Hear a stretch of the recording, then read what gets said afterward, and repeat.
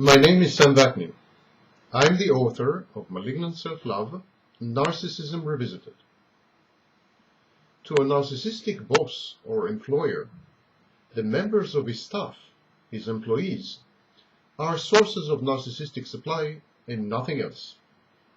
Their role is to remember events that support the grandiose self-image of the narcissist, to regulate the narcissistic supply, to adulate, to adore, to admire, to agree, to affirm, to provide attention and approval, and generally to serve as an audience.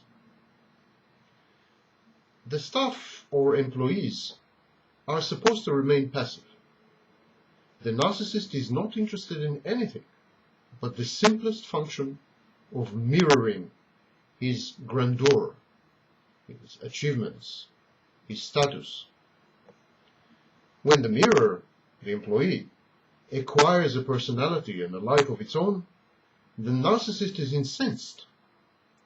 When independent-minded, an employee is perceived to be a kind of danger, and is in danger of being sacked by his narcissistic employer, an act which demonstrates the employer's omnipotence, control over the employee.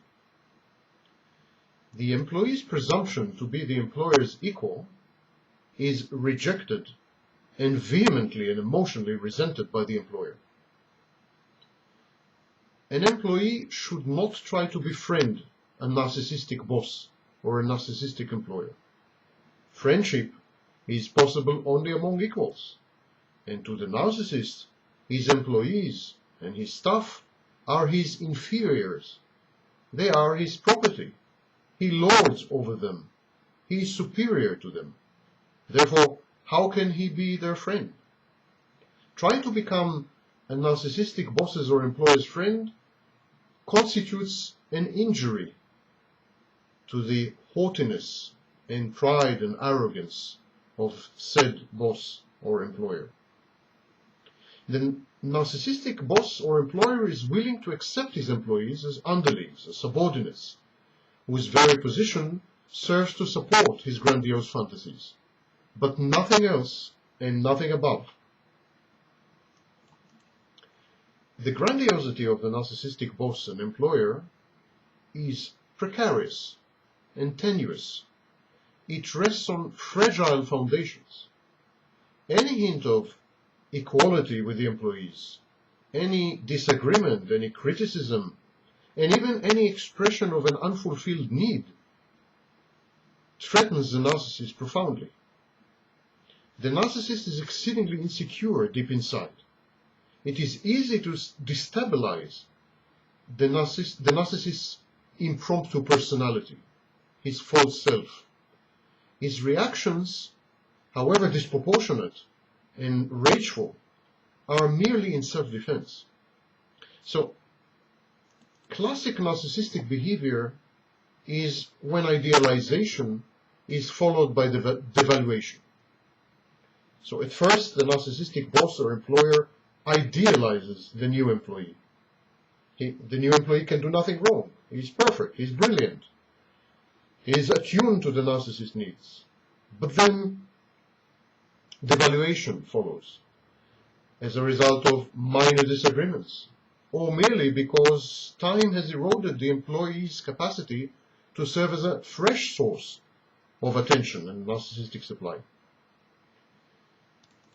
The veteran employee is taken for granted by his narcissistic employer and boss. He becomes uninspiring as a source of adulation, admiration, and attention. The narcissist always seeks new thrills, new stimuli, provided through and via the attention given by new employees. The narcissist is notorious for his low threshold of resistance to boredom. His behavior is impulsive. His biography is chaotic precisely because of his need to introduce uncertainty and risk into what he regards as stagnation or slow death. In other words, routine. Narcissists abhor routines. Most interactions in the workplace, though, are part of the rut. They are routine. and thus constitute a reminder to the narcissist that he is, quote-unquote, stagnating, shackled, imprisoned, unappreciated, unable to realize his untapped potential. The routine workplace deflates the narcissist's grandiose fantasies. So narcissists do many unnecessary, wrong, and even dangerous things in pursuit of restoring and stabilizing their inflated self-image. Narcissists feel suffocated by intimacy, or by the constant reminders of real, nitty-gritty world out there. It reduces them. It makes them realize the gap between their fantasies and reality. It is a threat to the balance of their personality structures, the false self, which is invented and confabulated and concocted, and the true self, which is dilapidated and dysfunctional. So they treat routine and everyone connected to that routine as a menace.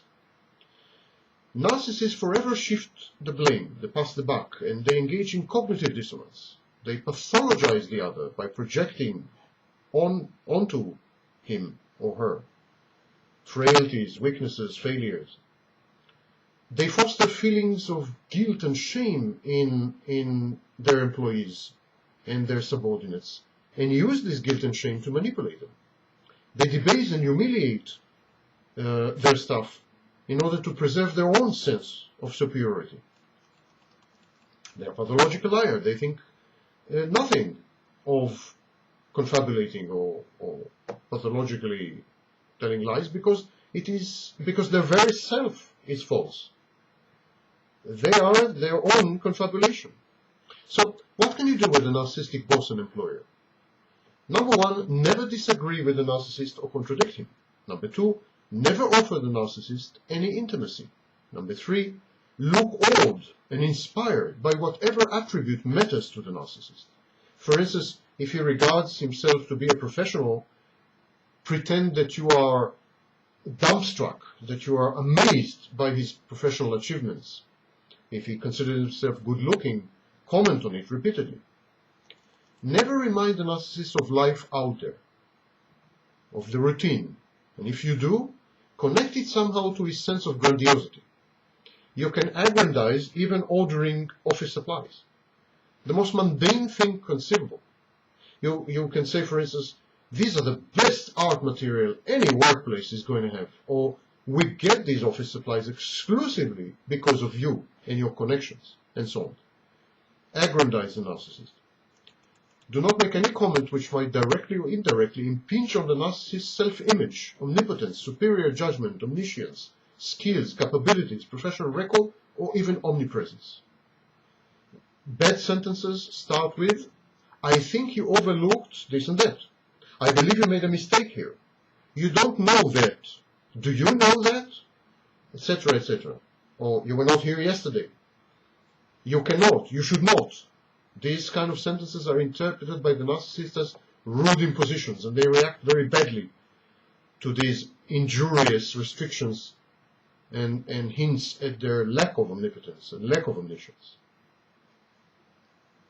Manage your narcissistic boss. Notice patterns in his bullying. Is he more aggressive on Monday mornings? Is he more open to suggestions on Friday afternoons? Is he amenable to flattery? Can you modify his conduct by appealing to his morality, superior knowledge, good manners, good looks, cosmopolitanism, or upbringing? Manipulating the narcissist is the only way you as an employee can survive in such a contaminated and tainted workplace.